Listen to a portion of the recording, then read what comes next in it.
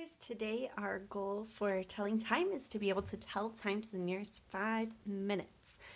I am super excited to do this with you. Yesterday we did learn a little bit about how to tell time to half hour and quarter hour. So this is just adding a little bit more counting. So I'm going to start off by showing you that this, right now my clock is showing the hour of 1. From the shorthand, I found the hour, and it's just the number that's right on the clock. And then the part that we're really focused on today is how do we tell the minutes, right? So since minute is a longer word, I think of it as the longer hand on the clock. Okay, so I'm looking at this hand, and I know that if it lands on the 1, okay, my hour is still 1, but then I'm going to count this as 2, 3, 4, 5. So whenever I count and I land on 1, that's going to be 5 minutes past the hour. Okay, and we count by 5, so then that's 5 plus 5 more is 10, 5 more, 15, 5 more, 20, 25, 30,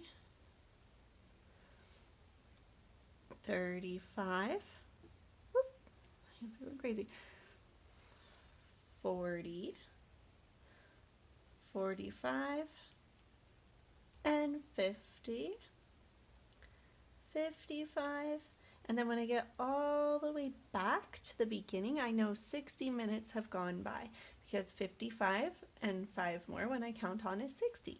But I always represent my minutes at the top with 2 zeros, showing that it's o'clock, like we talked about yesterday. So we know 5, 10, 15, 20, 25, 30, 35, 40, 45, 50, 55, 60. So you notice if I know that the minutes when I get to the number 2 are actually 10, I'm not going to be using the numbers that are shown on the clock. I'm not saying those numbers, right? Okay, I'm counting the number of spaces in between each of the numbers on the clock, and there's 5 in between each of them. That's why we count by 5s. Okay, so your work today is going to be all about telling time to the nearest 5 minutes. Okay, so if I see this here, and my hour was 1, but my minute hand is on my 4, I know it's 1 because it hasn't passed the 2 yet for my hour, and then my minutes are 5, 10, 15, 20. So this shows 1:20. Okay, it's the only example I'm going to be doing on here, but then this is what your work is going to look like. Right.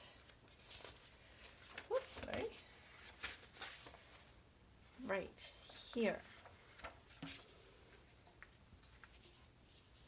Okay, so today it's asking you to draw the minute hands and hour hands on the clock to match the time below. All right, so I first look here and I look at 3. Now I know that my hour came first when I write it in the digital form. So I'm going to draw my hour hand so that it's pointing just a little bit past the 3, because this is 3, but then only 5 minutes have gone by since it was 3 o'clock. So my hour hand's just barely going to be past the 3. Okay, and then I'm thinking, oh, 5 minutes. Okay, well this is 0. 5 more is 5. Okay, and that means my minute hand is going to be pointing to the 1 when I'm at 5 minutes. Okay, now I'm looking at my hour and then thinking about how many minutes have passed by. So I'm going to make my shorthand go right basically in the middle of 3 and 4, because it's about half past 3. 3:30 would be half past 3, right? So it's not 4 o'clock yet, but it's right in the middle of 3 and 4 basically. Okay, So now if I count my minutes and I want them to be 35, I'm getting prepared to draw my minute hand. So I go 0, 5, 10, 15, 20. I messed up. Oh no. So this is actually a really common mistake, so I'm glad that I did it. So what you don't want to do is make sure that you aren't counting starting with that you're counting starting with the 0 at the 12 each time. Okay, so this would be like 0, 5, 10, 15, 20, 25, 30, 35. Okay, so now I know when the minute hand is on the 7, that's 35 minutes past. And I'm going to make that hand look a lot longer than my little hour hand down there. Make sure your hands are 2 different sizes so your teachers can tell how which one you meant to be the minutes and which one you meant to be the hours.